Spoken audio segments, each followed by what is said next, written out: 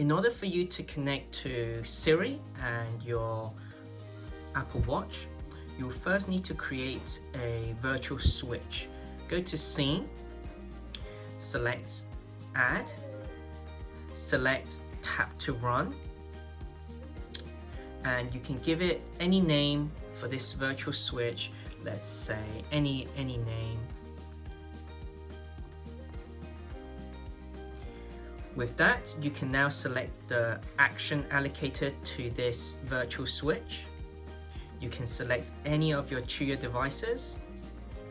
So you can select any of these devices, for example, your feeder.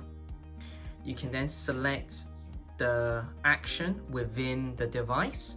So for example here, the feeder, I wanted to activate 4 portions to feed. Click on to Next.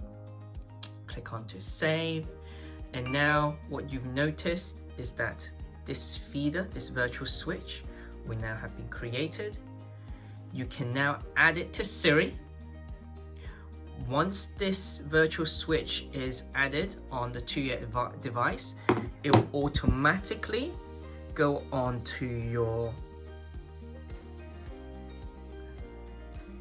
QUOYA, and if you swipe, you'll notice that any of those virtual switch will be present here. So we just created that feeder virtual switch. If you click onto that, it will then operate the feeder. Now let's say you want to add it to Siri. So once the virtual switch has been created, you can now simply go Add to Siri. I want to customize the feeder as a virtual switch.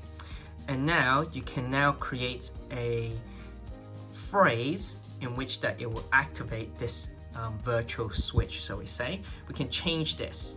So you can change to any phrase. So hey Siri,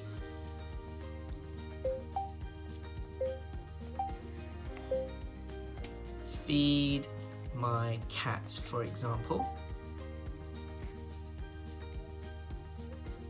And now press done.